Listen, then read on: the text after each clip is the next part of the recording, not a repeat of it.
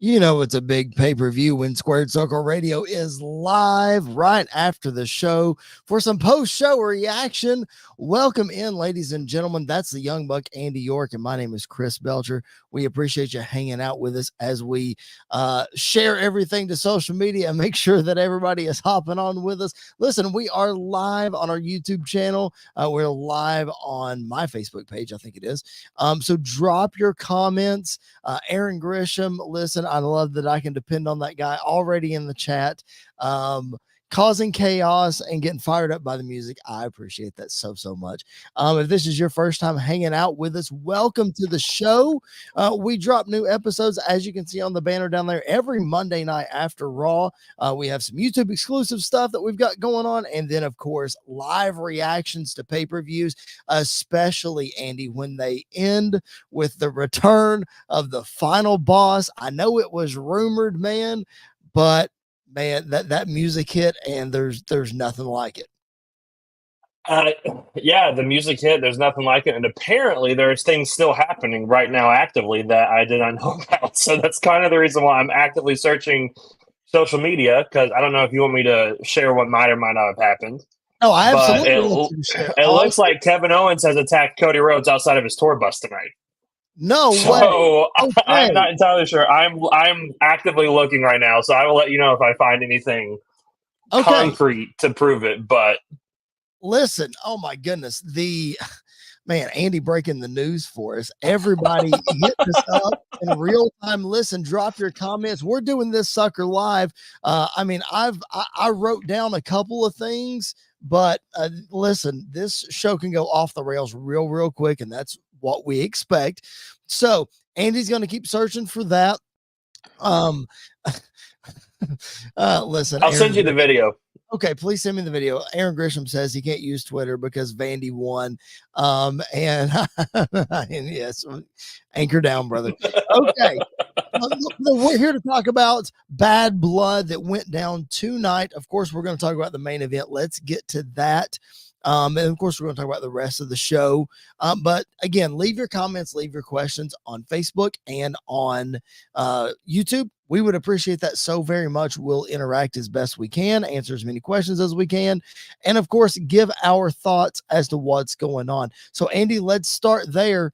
Let's start at the main event, The Rock returning. It was rumored because I guess he had promised a high school football team in Georgia.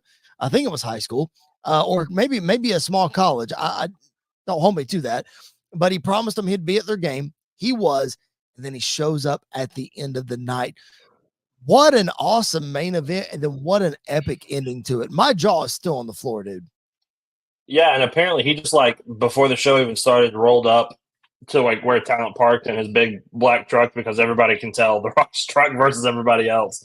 So he kind of just gave away that he was there, but nobody really knew if he was going to show up on the show or not tonight. But yeah, it was a crazy ending, kind of an all over the place main event, with more than just one return, more than just The Rock returning.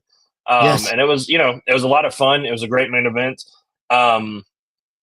Honestly, don't know if it should have main evented or not. Still, I think that still is, even with Rock coming back, I still think that is up for discussion because of how the show kicked off. But yeah, it was a great night of wrestling, and the main event was what it built up to be. And Roman looked great. Roman looked great in his first match back. Jacob Fatu stood out like he always does. And Cody Rhodes is the champ, and he acted like it, and Solo was there, so it was a lot of fun. Was there. I love that so much. Yeah, man, I texted you in the middle of the show. I'm like, listen, Roman just looks fantastic. He does. He looks to be in great shape. And he looked great in the ring. I thought it was weird seeing him do some babyface things, like the 10 punches in the corner was real strange. And doing the hot tag stuff, and it was kind of strange. It's gonna take a minute. It's going to take a minute to get used to it. Yeah, it definitely is going to take a minute. You mentioned Rock was not the only return. Jimmy Uso returned at the end. Dude, when the camera finally panned up and I saw the bandana, I'm like, yes, Jim, let's go, man. And I thought there was a chance. Here's what I thought would happen. So Jimmy comes back. Again, full disclosure, this is a live reaction show. We're spoiling everything. So if you haven't watched yet, sorry. You tuned in for a reaction show, you're going to get a reaction. Yeah. Jimmy helps Roman get the win. They hug it out.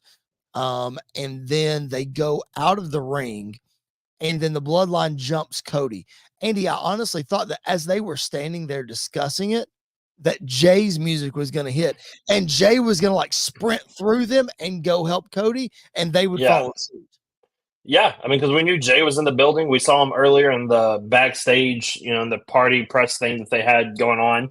And the crowd was at one point they were yeeting in the middle of the match whenever things started to break down. Whenever the Tongans came out is when I think they started doing it.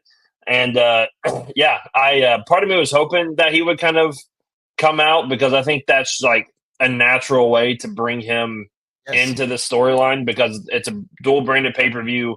He's not just randomly on a SmackDown coincidentally. Like, he's there for a reason, and Cody's his buddy. So like, I think all of that would have played a really good part.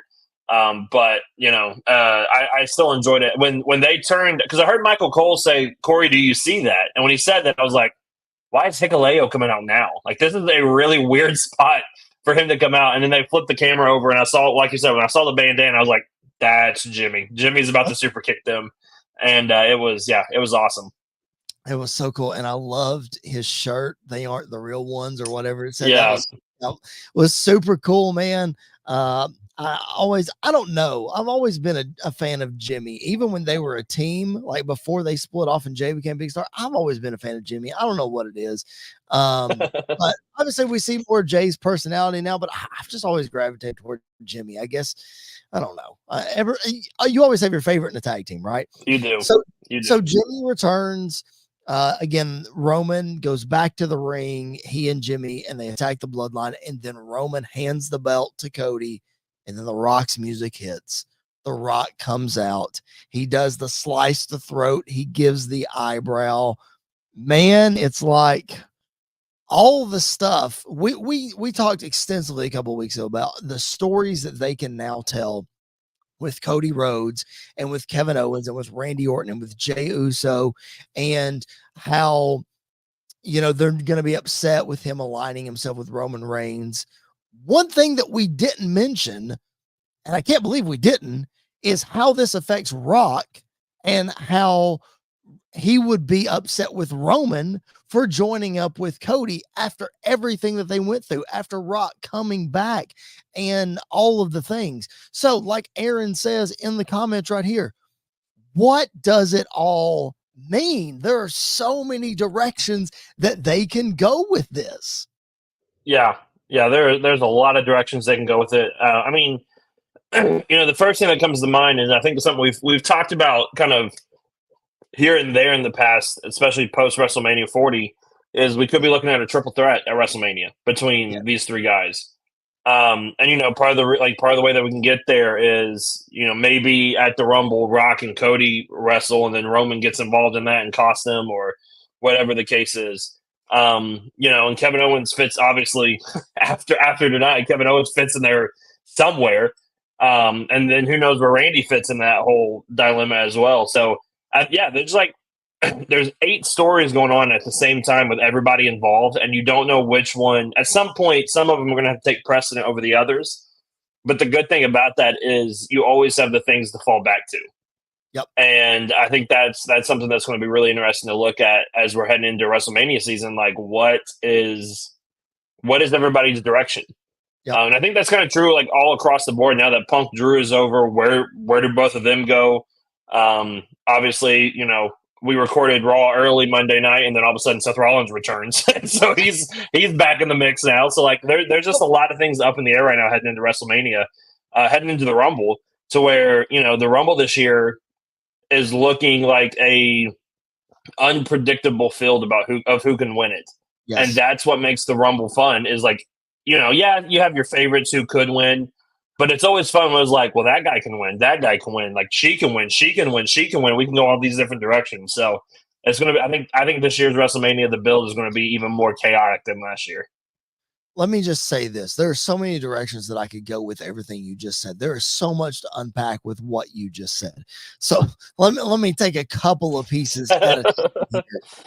I think we keep referring to, normally we would refer to WrestleMania season as January to WrestleMania.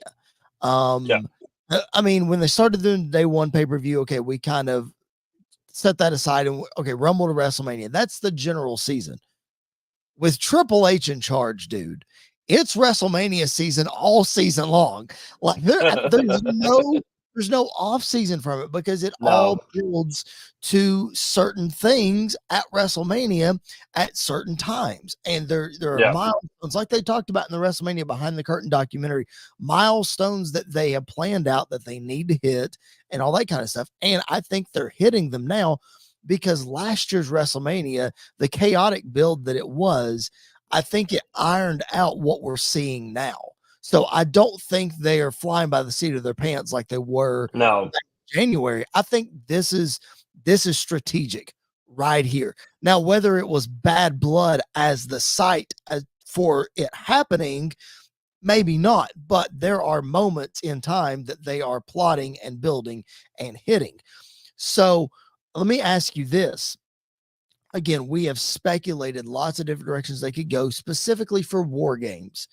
Is it Bloodline versus Bloodline? Is it the babyface super team versus, the Bloodline 2.0? Obviously, with the Kevin Owens attack tonight, afterwards, if you guys missed it on social media, apparently Kevin attacked Cody outside of his bus. Not sure what prompted that. I thought we might get a little more. Maybe we'll get an explanation this Friday, I would assume. I thought there might be something more on screen that prompted it. I don't know if there's something that happened in the match tonight that prompted it. I don't know. Regardless. So Kevin attacking Cody, he's out of the mix. If that babyface team is to happen, he's out of the mix. So does that mean, especially with Rock returning, are we now for sure headed to Bloodline versus Bloodline in War Games? I mean, I would assume so, but I don't know. I mean, I think because we kind of talked about this before, I don't think Rock is going to wrestle at War Games. I think he's going to be there. I just don't think he's going to, especially after tonight. But I don't think I would be shocked if he's actually going to wrestle inside of War Games. Like that would be something I don't expect to see. So if you look at it that way, then the new Bloodline, you've got Solo, Jacob, and Tamatanga Tongaloa. 4. And then on the other side, you would have Roman, Jimmy, probably Jay, and then Sammy, more than likely. Yes. So I mean, that's probably I can see that way happening. Although I feel like if that was going to happen, Jay would have gotten involved more tonight. Well, we still have he'll get involved quicker. He'll get involved at some point. We still have Crown Jewel to go. So it'll be interesting to see if Jay is still the Intercontinental Champion when he gets involved. Because again, we talked last week about Jay having a championship, Roman not having a championship. How's all that going to work out? Speaking of championships, Aaron posted this. Did Rock have the Brahma Bull belt? Yes, that is the People's Champion championship belt that he got from Ali. Same thing. So he had that tonight. Also, speaking of belts, yes, Aaron, I see your comment about the Crown Jewel belt. We'll get to that in just a minute. Aaron says his sources are telling him that Kevin Owens is anti-marching band and beat up Cody for his entrance. That's hilarious. But dude, both Cody and Roman had incredible entrances tonight. They're both of their auras. I mean, it was fantastic to see. Yeah, it was awesome. The marching band was okay. Like before Cody's music actually hit, they were great. And then I feel like there was a timing mishap and something, but still, like the Atlanta crowd was hot for Cody as soon as it came out. They went nuts. And then I was expecting the marching band for Cody. I was not expecting the orchestra to be there for Roman though. That kind of popped me. But it makes sense. His first match back since WrestleMania. He came out, he looked the part. Part of me was hoping when he slowly made his way out, Paul Heyman would just like walk out behind him. Yeah. Because surely Paul has to get back involved sometime soon. Yes. Hopefully he does. But yeah, their entrances. It felt like a massive pay per view just because of how it started. All the like all the celebrities and stuff that were there, all the legends that were there, and then your two biggest stars get their big entrances going into the main event. So it was really cool to see that. Yeah, it was super cool. Last week on the show, and then we'll use this as we transit. Well, let's not transition just yet. Any other thoughts on the main event, how this might shake out, your reaction to it? If there's anything else on social media that you're finding that is exploding, because press conferences can be as well. And just any more thoughts before we sort of transition into the other option for a main event? Yeah, so the main event itself, like the match itself, was fine. I don't think it was anything like crazy special. I don't think it was. Dude, I thought we were getting a moonsault from Cody to the announce table. That's too risky. That'd have been way too risky from that angle. I thought we would have too. Yeah, the main event was fine. It was kind of your standard, like Cody hit his big moves, Roman hit his big moves. The return, spear, 1, 2, 3, we go home. Let's get to like the final thing at the end. It's definitely, Cody and Roman teaming up, this definitely felt like a one-time thing, not happening again anytime soon. Yep. Which I'm totally fine with. I think it was special for the one-time thing, but it doesn't need to be, I don't need to see them necessarily team up again here like soon. Although it would be very interesting, like night one of WrestleMania, if it was Cody and Roman versus Rock and Solo, or Rock and Jacob, or something like that. That like kind of flipping roles from last year. But it was, the main event itself was fine. It's just set up for The Rock. But I'm very excited and very curious to see where we're going from here with The Rock's involvement with the Bloodline, because he didn't really he didn't really do anything with Solo. He didn't really do anything with Roman. He threw the 1, 2, 3, did that, and his music played again. So like nothing like that really happened. And he did the throat slash. And then, I'm very curious to see what's going on with Kevin Owens and Cody. If this is a social media thing where he's mad because of them teaming up together at the end and everything, and he just loses it and beats down Cody, not even on TV, I love that. I think that's one of the best ways to turn heel that we haven't seen before. And it's a good way to use social media and everything else. So kudos to them. I'm very curious to see where everything's going to fall from here, though, with both storylines.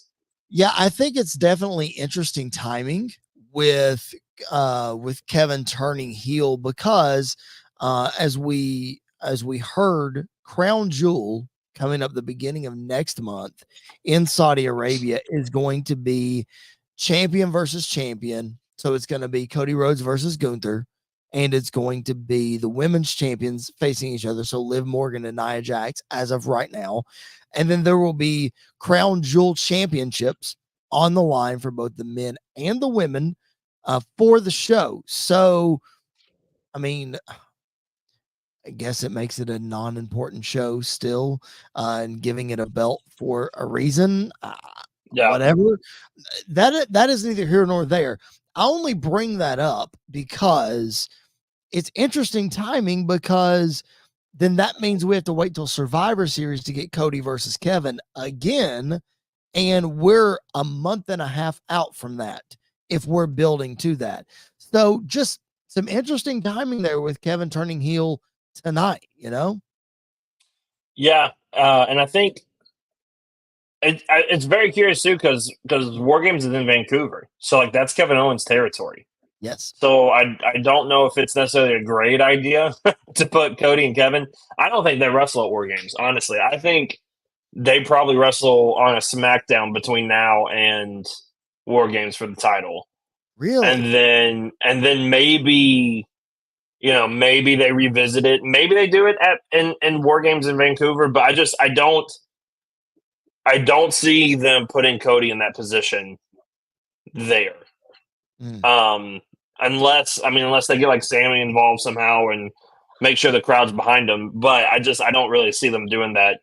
But yeah, like you said, I'm very curious to see where we're heading with Crown Jewel. Kevin could get involved in that match with Gunther and cost Cody, and then we kind of head there more. I don't really know what to expect. Cody could pull double duty that night too.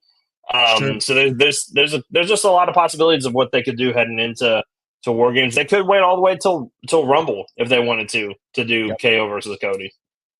And that wouldn't shock me either. I just don't know how they're going to get there. I don't know how it's going to take so long to get there. You know what I mean?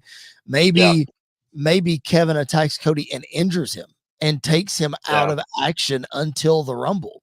You know what I mean? Yeah.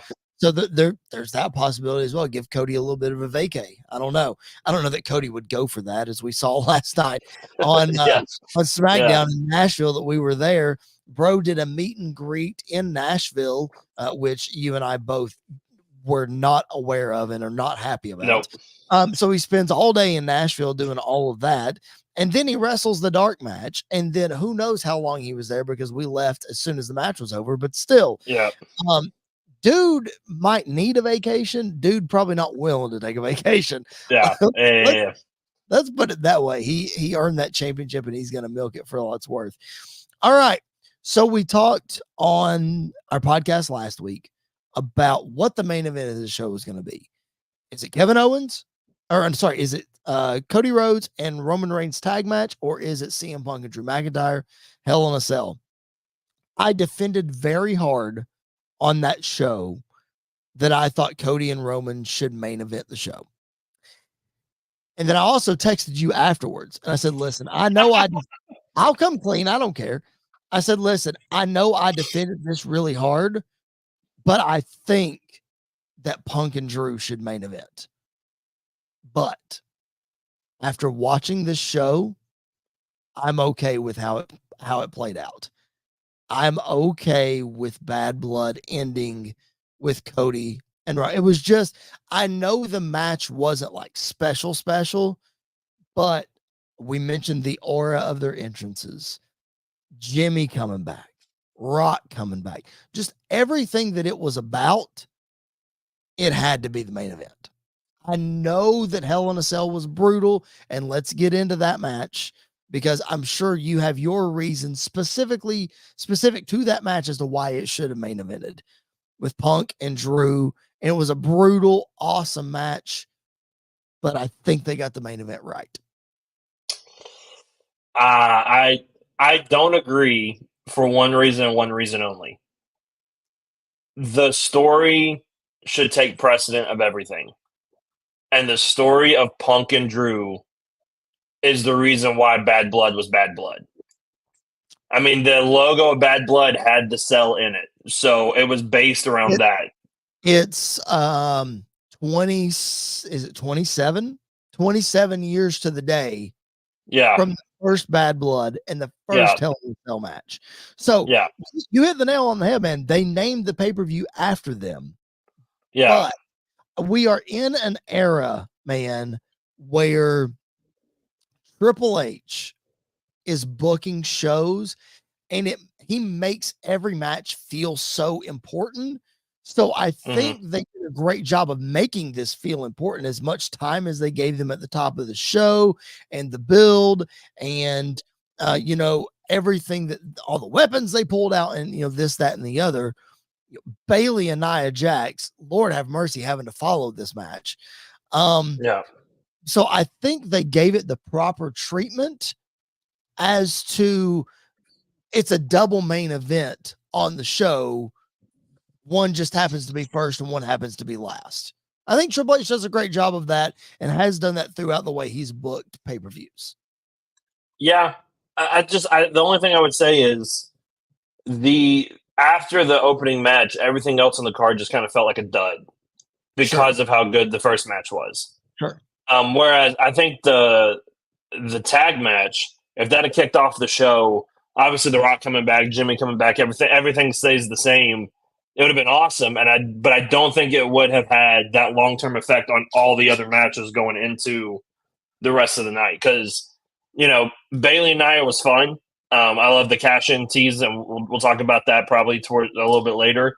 And Priest and Balor was okay. It was fine. and then Rhea Liv was what it was. And so I feel like the Cell should have been the main event because it's the best story, and it's kind of looking at it. It's kind of looking at it in retrospect. So like we get the hindsight of seeing how everything played out. Sure. But it's the best story. It was by far the best match of the night, and it was just everything that a main event should be wrapped up into this perfect little ball. And so I think it should have gone on last. I think the rest of the show kind of suffered because it didn't go on last. I think that's part of the reason why, if you look through social media, a lot of the buzz of this pay-per-view kind of died down a little bit after the match, just because of how how exhausted everybody was after watching it, just because of how good both guys were in it. Yeah, I mean, there's no way around it, because I think if you put the tag match in the opening match, I agree with you to an extent that the rest of the pay-per-view might not have suffered as much, but it's gonna, no matter, we talked about it, no matter what match opened the show, that next match is just that match specifically is just, you can forget it. People are exhausted. So I think the rest of the pay-per-view would have suffered. I agree with you, not as much if you would have put the tag match on first, but I just think with everything that happened in the direction that we're going with that, I feel like it had to be last. That's neither here nor there, though. It's in the books. We can debate it till the cows come home. But Drew McIntyre, CM Punk, put on an instant classic inside Hell in a Cell. We ranked our top 10 Hell in a Cell matches on 2 weeks ago on the show. Would this match have cracked your top 10 or top 5? I don't think it would have dethroned Taker and Triple H. Where would it have fit in your list? It would have made top 10. It probably would have made top 5 because of the circumstances around it. Yes. Like, that's part of the reason why I enjoy, I'm so high on Cody versus Seth more than a lot of other people are. Yes. Because for so long, the Hell in the Cell stipulation meant nothing. It was just a pay-per-view that you got to, and it felt like a nuisance more than building up to anything else. Yeah. And then you get to Cody versus Seth inside the Cell, and it was, everything we wanted it to be. Obviously, with Cody's torn pec, it added 10 times more to it and everything else. This one, though, this reminded me of an old school Attitude Era Hell in a Cell match where they just go in there and they just beat the crap out of each other. And they did. And it was brutal, it was violent, and it was storytelling all wrapped up into this perfect match that you saw. And so, yeah, I think it easily would have been in my top 10. It probably would have cracked my top 5. Yeah, I'm with you. It would have made my top 10 as well. I mean, Punk promised to make McIntyre bleed, and they both bled, and it was crazy. They had the toolbox, just everything, including, am I dreaming this, or did you do it? Did you call the beads? I did. You call that? That's what I thought. I did. Yeah. I thought you called it. That makes sense. What I called was AJ Lee coming in and stopping the match. That didn't happen. I was kind of bummed. But regardless, CM Punk getting the big win. Let's talk about, we've established the match was brutal. The match was great. After the match, with the whole Punk falling down and doing the oxygen thing and then getting back up, do you think that was a little excessive? What were your thoughts on that?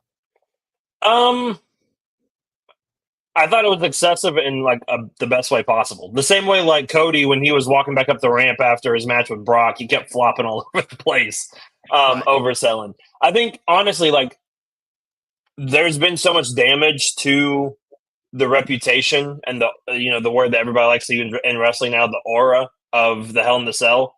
Yeah. I honestly, like, things like that add to it of, this was supposed to be the thing that used to shorten people's career. Like, this was the thing that used to like be brutal. And so, yeah, why wouldn't a guy, as he's coming out full of adrenaline and everything kind of stops, why doesn't he just collapse because he's been bleeding for 35, 40 minutes now, whatever it was. Right. So, yeah, it was over the top, and I loved it because it was over the top. I thought it worked really well. The one thing about this match that I hated was the stupid towel. Like, they kept going in to wipe their blood off. Let them bleed. We're on pay-per-view. Just let them bleed. Right. Could you imagine Austin versus Brett? They kept bringing in a towel to rub Austin's face off with the blood. I know. Like, and I think Drew got annoyed with it too, because at one point he just grabbed the towel and threw it and just kept on going. But yeah, that's the one part of this match that I was not a fan of, was that stupid towel. But then they just kept bleeding more and more after that. Like they did. To be wiping it, like you said.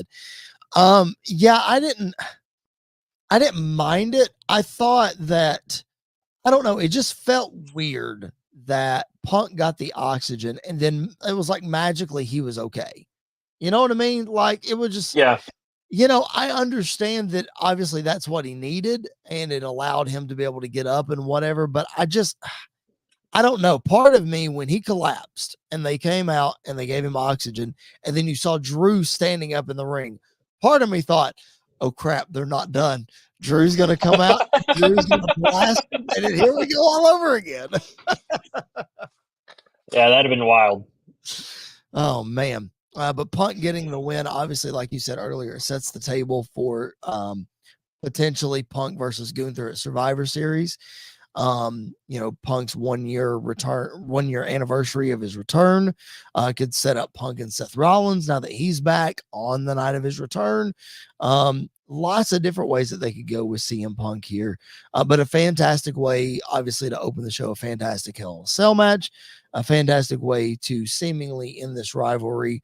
Both these guys need a little vacay. We talked about Cody needing a vacay. These guys need one for sure.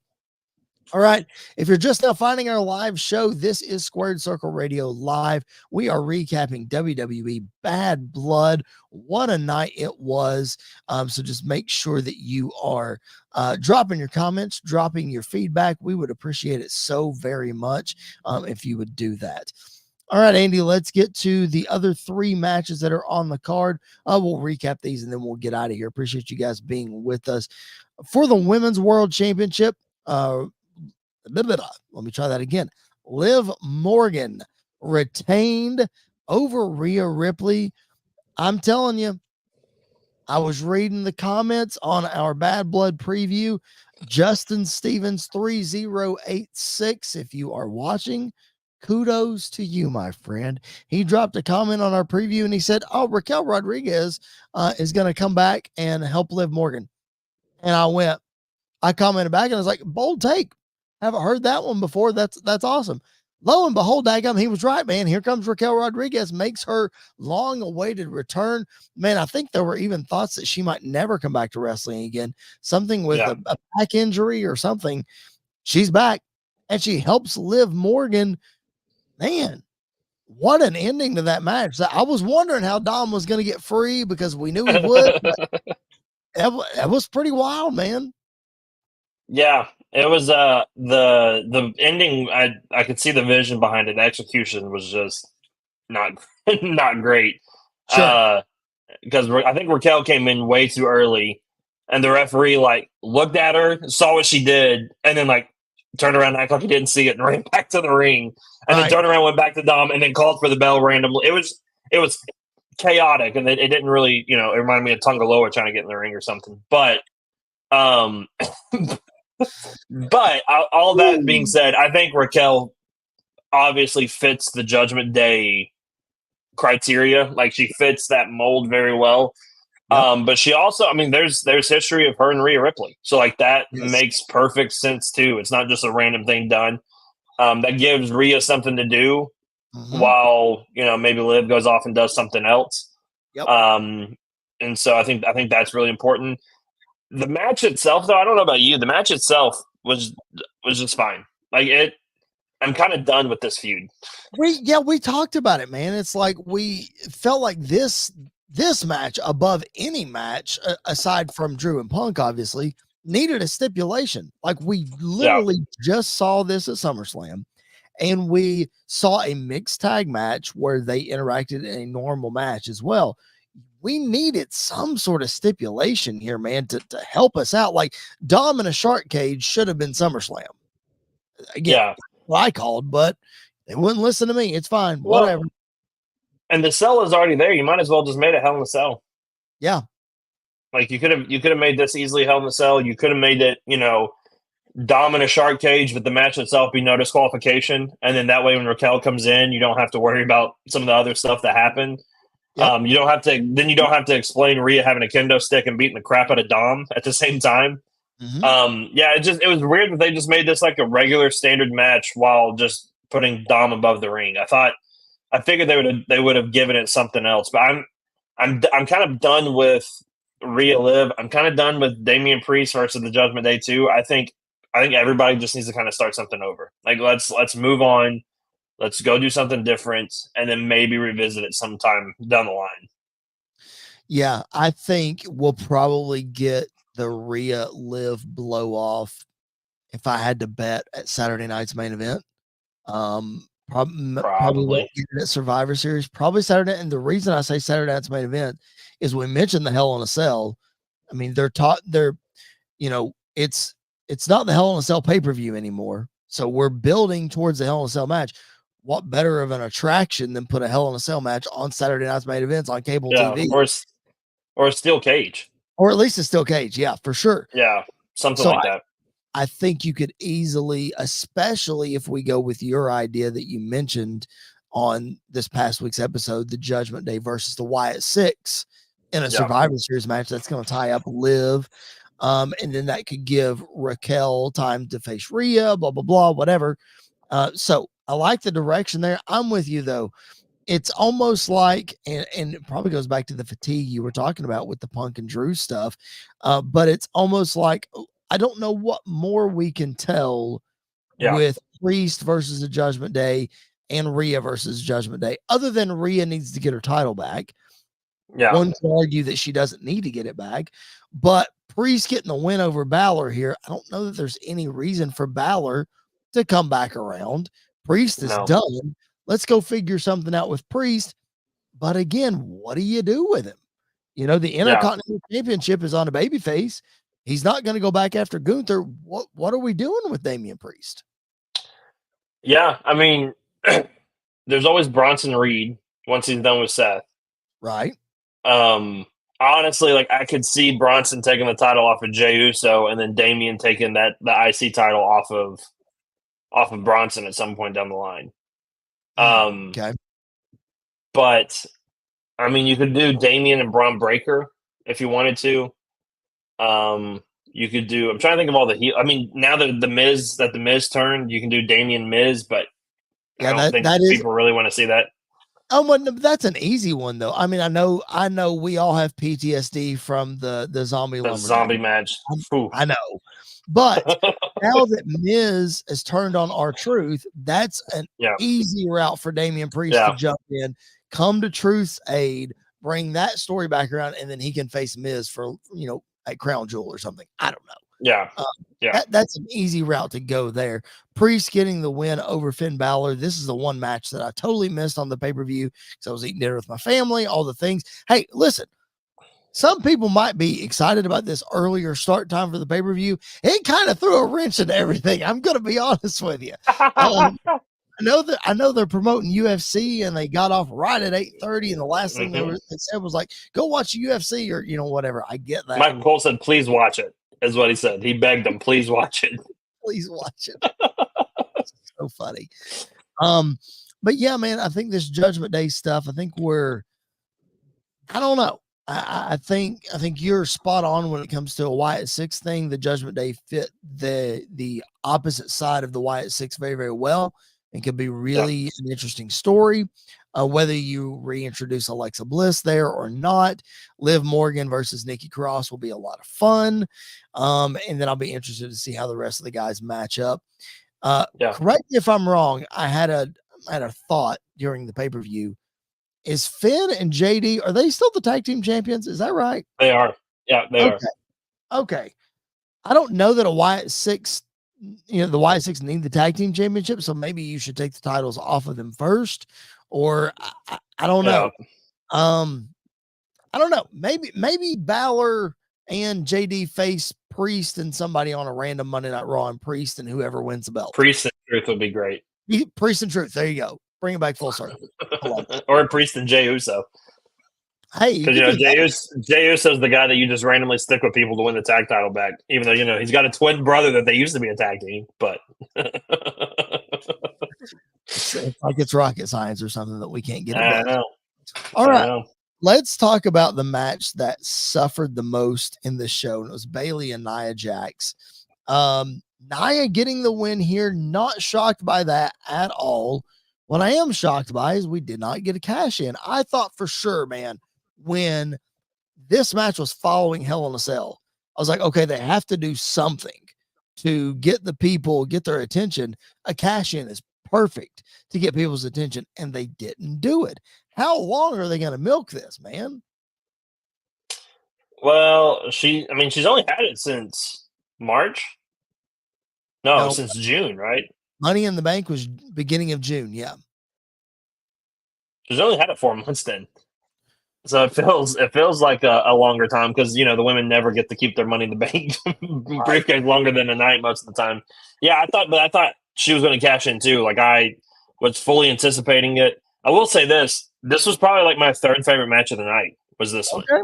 Okay. I enjoyed it a lot because it was just a different view of both Bayley and Nia. I'm not, it's no secret I'm not the biggest Nia Jax fan, but the second run has been a lot better than her first run in WWE. And so, I'm enjoying some of the stuff she's doing. I think her and Tiffany and this like dynamic work really well. And I think it's going to work really well when she pulls the trigger and when she turns on Nia to win the title, she'll be turning babyface at the same time, more than likely.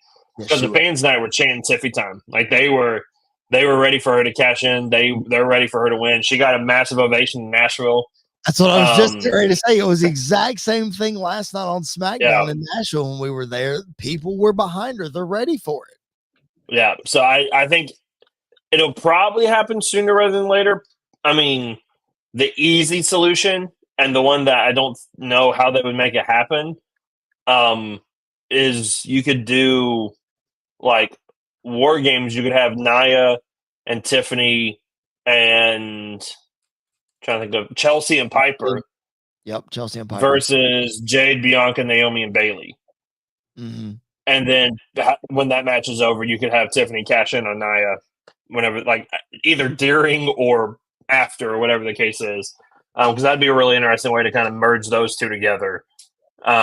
Would be really interesting to see that. But I think you're absolutely right. It has to happen sooner rather than later. Whether she is successful or not is the question. And I'm not opposed to the women keeping the briefcase. So if you guys are listening, don't think I'm saying that it seems like it's a long time. It seems like for the last 2 months, every single week she's teasing a cash in. Like this is getting more frequent than Austin Theory teasing his cash in, So So like that's why I'm saying like let's get it. Let's go already. She's doing it every single week. I think they're milking it for all it's worth. I think they're trying to get more and more people behind Tiffany. It's working, but just let's pull the trigger. Come on. I think War Games is a great place to do it. Man, it'd be hilarious. Passion in the middle of the match. That would just left. That would be so funny. Oh my god. I would love it. Like that's a perfect way for that team to lose the match as well, because when you exit the cage, you forfeit the match for your team. So if she could cash in and win the belt, that match is still going on. She just walks out, the match is over. That's hilarious. Yeah. Or I could also see a scenario where like everybody's in the ring, Nia gets taken out by something, Tiffany hits a finishing move, everybody else is down, and she cashes in, pins Nia, and then goes over and pins somebody from the babyface team too, and basically gets like two pins in one match, and just kind of moves on and wins the title. I think that would be hilarious too. Listen. I just had a thought, because I'm now on board with this women's War Games match that you have just proposed, because I think that's a fantastic idea. I need to see Tiffany's moonsault from the top of the cage. Yes. because Yes. you listen to interviews with her, she is so confident in her abilities from an aerial perspective because obviously former Yeah. gymnast, all the things, and she makes all of those look effortless. Listen, if there's anybody that can hit the moonsault from the top of the cage, it is Tiffany. I need to see it. Yeah, now I just want to add Io Shirai in it just so they can both Oh, go on different opposite sides and hit it. Like hit it going beside each other. Something like that would be crazy. But yeah, I didn't like that was just a possibility. And now the more that we're talking about it, I could see, there's a reason why they had Bianca and Jade and they added Naomi last night to host Bad Blood. yep. All this feud with Bayley kind of coming together. I could see that potentially happening. Very, very easily. And if you're adding a fifth, I mean, the returning Charlotte Flair could team up with Jade and Bianca, and then you add a fifth to Nia's team. Shoot, I don't know who it is. I mean, you could do a debuting Roxanne Perez. You could easily from NXT. Yep, you could bring somebody over from Raw. Yeah, if you needed to do that. I mean, the list is endless. I mean, that fifth heel almost doesn't make a difference who it is. You know what I mean? No. I mean, that's a fantastic women's War Games match. Especially I don't know, man, because if the men are on SmackDown and they have the War Games match, it's probably going to be a Raw Women's War Games. I don't know. We're way down a rabbit hole here. Yeah. I really like your idea, though. I think that's a fantastic women's War Games match. All right. Bad Blood, one of the more anticipated pay-per-views. I know that, the crowd was probably exhausted because of the Hell in a Cell match at first, but were you satisfied overall, top to bottom, with the pay-per-view? It had so much hype around it. We haven't seen this pay-per-view in a long time. Were you satisfied at the end, beginning to end? Beginning to end, I wouldn't say I was necessarily satisfied, but I wasn't disappointed at the same time. Okay. It was a meh kind of feeling. But that being said, I think this show is going to be remembered for two things: the Hell in a Cell match and The Rock returning. Like, that's the two things that this show is going to be remembered for, and I'm totally fine with that because, that Hell in a Cell match might be my favorite WWE match of the year. Potentially could be like my favorite wrestling match of the year. I'd have to go back and watch Swerve Danielson again because that match was ridiculously good too. But when we talk about this again in December, I don't know what my my opinion is going to be yet. But this was definitely like one of the best WWE matches of the past couple years, just because it was so different than what we're used to seeing. And so I think that alone, this pay-per-view gets a thumbs up. Like, it's a one-match card in some ways, but that match was so good that it's hard not to, it's hard to be negative about it, really. Yeah, I'm definitely going to go back and rewatch the Hell in a Cell match because this feud has been so story driven, and the match was so story driven. I want to go back and check it out, and things that I missed, all the things. Yeah. If you guys are just now joining us, this is our live reaction show to Bad Blood. We're going to wrap up in the next few minutes, but we are taking your comments. We're taking your questions. Drop them in on Facebook, drop them in on YouTube. And if this is your first time on our YouTube channel, please, please, please hit the subscribe button. It would help us so much. We drop new episodes twice a week on our YouTube channel. And then, of course, we do live reaction shows, all the things. There's something for everybody on Squared Circle Radio, old school, new school, trivia. Again, something for everybody. Make sure that you are subscribed if you're not already. I'm with you, man. I don't want to say this pay-per-view just stopped at met expectations, but it was good. It was really good, really solid. I've seen better pay-per-views. I've seen worse pay-per-views. So I'm good with where this one landed. I almost thought, man, as we sort of circle back to the main event, as we get ready to wrap up here, I almost thought when Jimmy returned that Rock would not return. Like, okay, one return, we're good with that. Let's send everybody home happy with Jimmy and Roman hunting, bada boom, bada boom. But then in the back of my mind, as I'm thinking that in real time, Roman and Jimmy are hugging. I'm like, but Cody's the hometown guy. Like, you got to send the people home with Cody and play his music, blah, blah. And then I was like, so I had written Rock off totally. But when Roman slowly handed the belt, I'm like, uh-oh, here we go. And then it hit. So it was fun, man. I thought it was a really good show. I think people will remember it, like you said, for The Rock returning and for Hell in a Cell. But when you're creating big moments like that and you're furthering stories like that, Triple H and crew did their job tonight.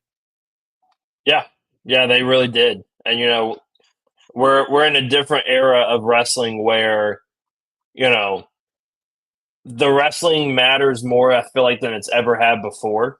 Yep. But at the same time, the stories also matter more than they kind of ever had before at the same time. So it's this perfect blend of, yes, storytelling matters. And then sometimes you just go out there and you have, you know, people just go out there to wrestle. And it's amazing. And I'm fine with that. And then all of a sudden it turns into a best of 7 series between Andrade and Carmelo, who are weekly putting on the best matches, you know, not just on TV, but like in this year. So it's, you're getting a nice blend of everything. Listen, when we get to December and we start naming off match of the year, can I just take 7 matches and just cram it into one and just say, this is it? For real. For real. They are killing it every single time they wrestle. And, you know, it takes me back to when Sheamus and Cesaro did it, because a lot of people are like, oh, they're doing a best of 7. That's going to be boring. And then by like match 2, we're like, oh, this is fun. Like, when 2 guys have chemistry and they can just go out there and just tear the house down, it's perfect every time. Listen, so Sheamus and Cesaro, we know, became an incredible tag team off of that best of 7. They did. Andrade and Mello, like, do we see that? I mean, I don't know about that. You never know. You never know what can happen. Also, did you notice Punk's attire tonight? You're gonna have to enlighten me on what you saw. I mean, I noticed that it was cool looking, but I didn't make it. It was the callback to. I'm surprised you didn't see it. It's a callback to HBK's gear. I see it now. Yep. Because he had this. Well, on his tights, he had the star, and then a broken heart, and then the star. So it was a nice little. Okay. Yeah, it was a nice little callback. I have to find a picture and send it to you. I missed the broken heart. Full disclosure, I was watching this with my 5-year-old, and once the blood started, we sort of turned the TV off and I put it on my phone so I could keep up with it, but I got to go back and watch it so I can catch again some of those details. So I caught about 75% of it, but I didn't want him to, you know, all the things. That being said, you mentioned Swerve and Danielson earlier. We're going to talk some more AEW coming up this Monday on our show, because they have inked a new TV deal. There's been lots of talk about that and what's going to happen with all of that. And plus, they have a pay-per-view coming up this weekend. Wrestle Dream is it Saturday or Sunday? Sunday, I believe. I can check real quick, but I believe it's Sunday. It is one day this weekend. So we will talk a little AEW. There's some. It's Saturday. It is Saturday. Okay, so there are some happenings there. So we'll talk about it, and we'll talk obviously about Monday Night Raw. We'll talk about Friday Night SmackDown from Nashville, which was a very fun show. We had a blast. Ladder match, dumpster match, whole 9 yards. AJ Styles injury. Is it real? Is it kayfabe? Who knows?